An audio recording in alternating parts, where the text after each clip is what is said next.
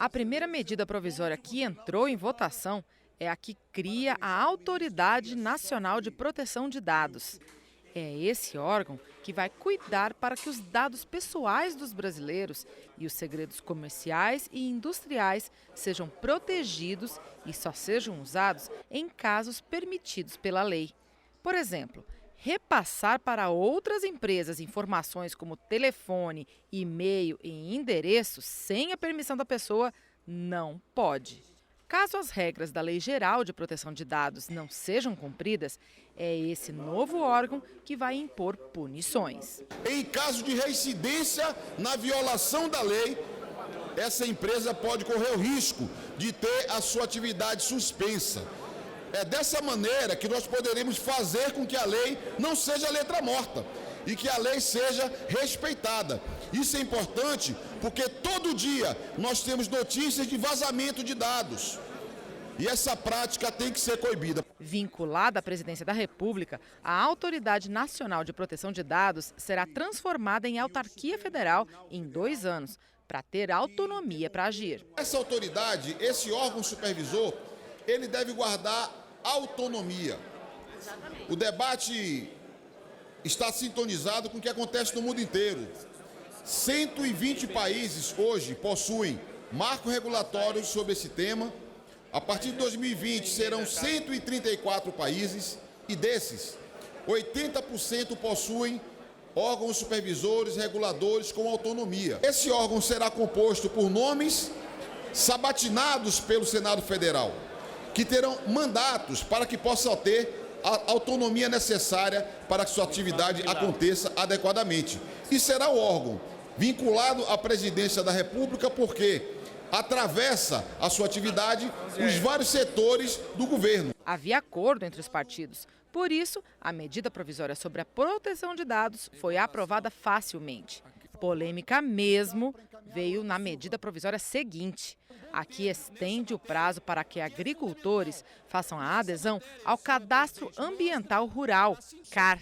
E com isso, tem mais prazo também para a adesão ao PRA, Programa de Regularização Ambiental. Transformou uma medida que tinha 2 artigos numa medida com 35 artigos. Essa medida, esses jabutis autorizam o desmatamento de 6 milhões de hectares. Senhora presidente, é uma área maior do que a da Dinamarca. É uma área maior do que 2 vezes o estado de Sergipe. E agora, depois desse prazo todo, se pede uma ampliação de prazo até 31 de dezembro desse ano, sendo prorrogável por mais 1 ano. Na verdade, são médios e grandes proprietários que não fizeram o cadastro rural e que querem esse adiamento.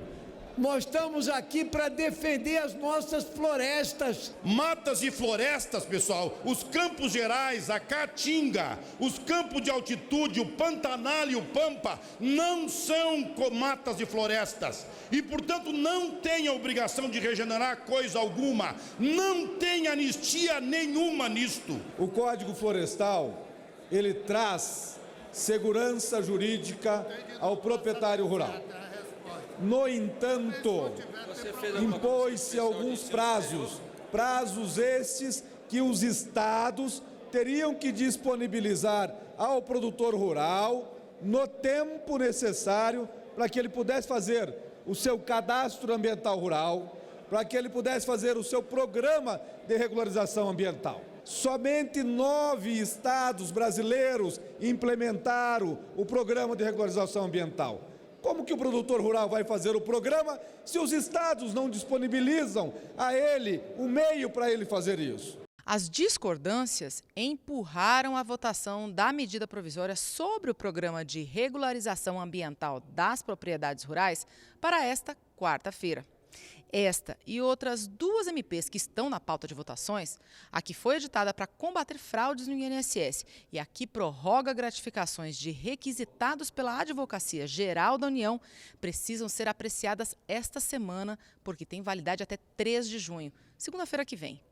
E tem uma outra com o mesmo prazo, mas que os líderes partidários já decidiram que não vai mesmo ser votada, vai perder a força de lei. É a MP 868, que trata de saneamento básico. A falta de acordo empurrou o assunto para um projeto de lei.